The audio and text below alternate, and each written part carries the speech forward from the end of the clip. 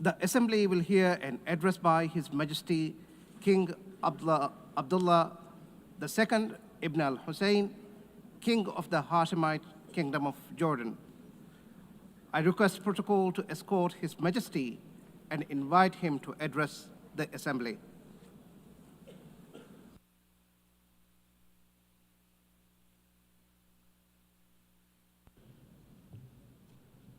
Bismillahir Rahmanir Rahim. Madam President, Mr. Secretary General, Your Excellencies.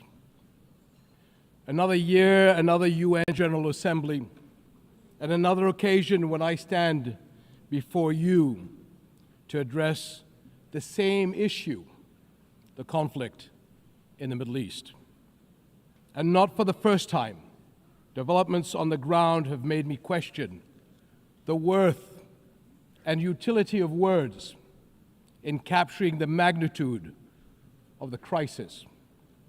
Yet not speaking about it would signal acceptance of the situation and abandonment of our humanity. And that I will not do. Our UN General Assembly was born 80 years ago, pledging to learn from, not repeat, history. The world vowed never again.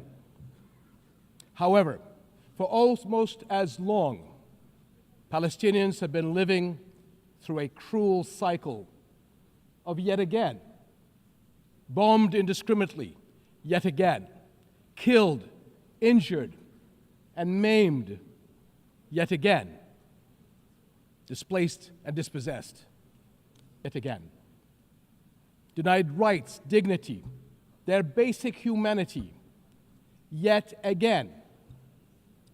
So I must ask, how long? How long will it be before we find a resolution to this conflict, one that safeguards the rights of all sides and allows a level of normalcy in the lives of the families at its core? How long will it be before I stand before you and speak not of suffering and devastation in my region, but of prospect, prosperity, and potential? Sadly, this is not the only conflict in our world. And some may say that other wars are also devastating. But the Palestinian-Israeli conflict remains unique. It is the longest standing conflict in the world.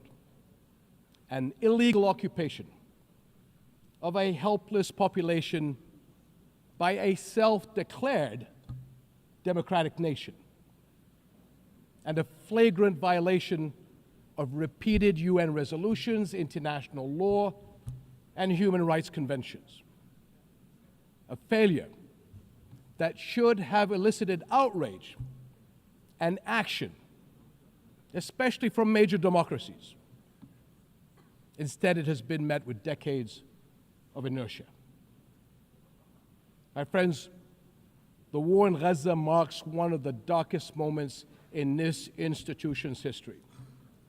But although it is today's horror, the injustice stretches back decades. The Palestinian-Israeli conflict has been on the UN agenda throughout its 8 decades of existence. How long will we be satisfied with condemnation after condemnation without concrete action? When it comes to the Palestinian-Israeli conflict, it seems that what unfolds in the halls of power is theory. The struggles and suffering on the ground is reality.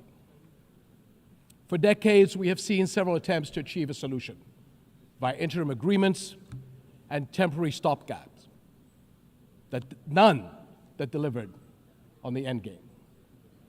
In fact, many would argue these processes served as a distraction as Israel grabbed more land, expanded illegal settlements, demolished homes, and displaced entire neighborhoods.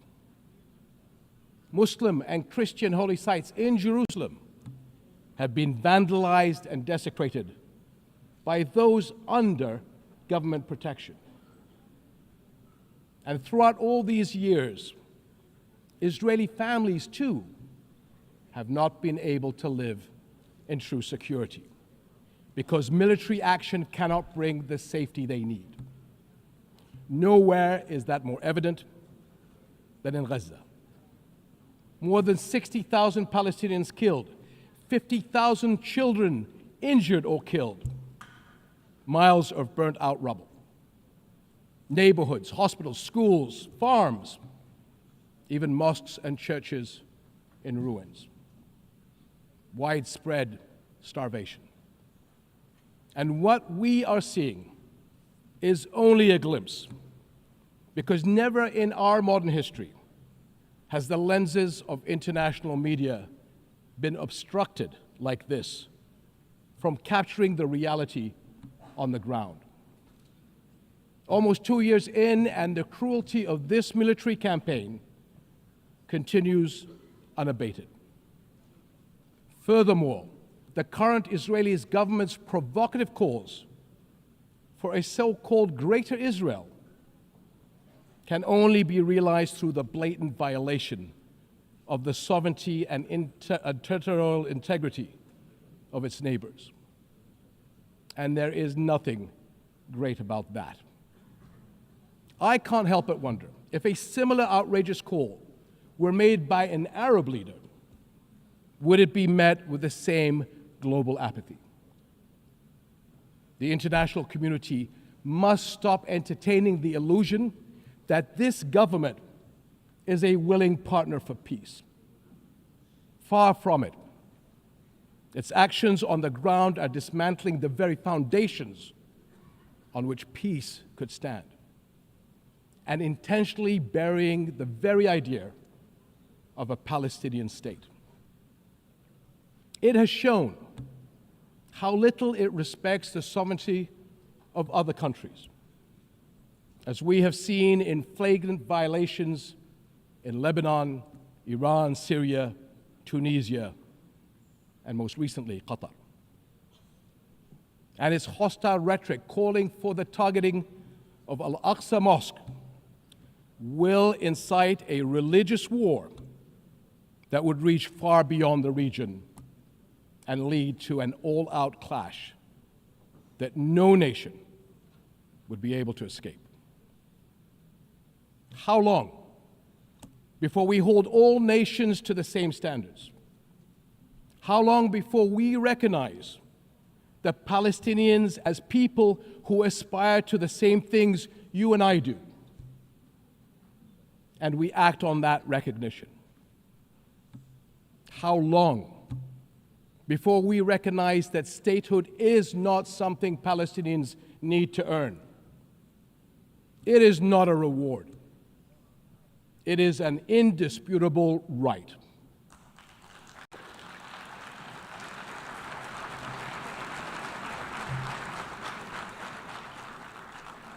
In Jordan, we are determined to work for a world in which people are secure in their homes, are safe to practice their faiths, and are able to live and thrive in dignity.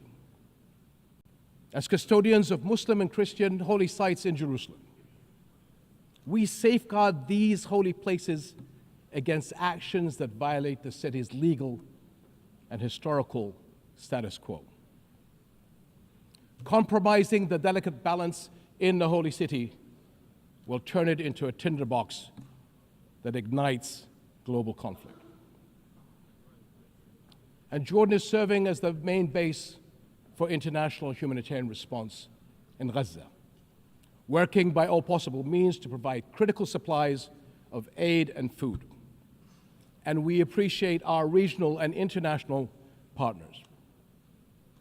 I'm also immensely proud of the many Jordanians, including men and women of Jordan armed forces, who are at the heart of this effort. Ground convoys, aircraft crews, doctors, nurses, and mobile medical staff who work even under fire to provide relief. These and countless others carry forward Jordan's deep heritage of compassion and generosity to a people in grave need. My friends, amid such darkness, there is a glimmer on the horizon. We are seeing more nations stepping up on behalf of a permanent ceasefire in Gaza, one that ensures the release of all hostages, unhindered humanitarian aid, and support for the Palestinian people as they rebuild. We all know that force is no foundation for security. It is a prelude for greater violence. Repeated wars are teaching generations of Israelis and Palestinians that their only recourse is the gun. Security will only come when Palestine and Israel begin to coexist. Seems I have the same problem as President Trump. Begin to coexist side by side.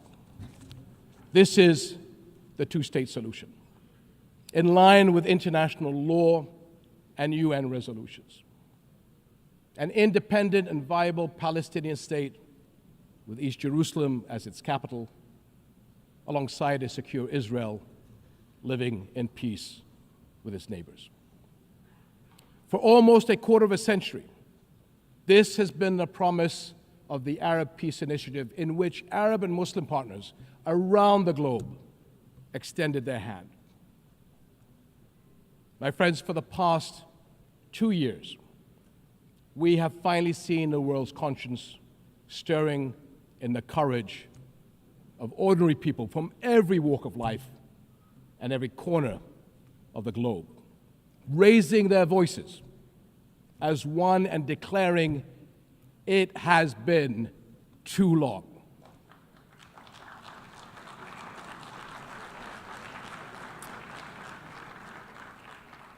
This United Nations must echo that call. It has been too long, and it must act on that call until peace is a reality. Thank you.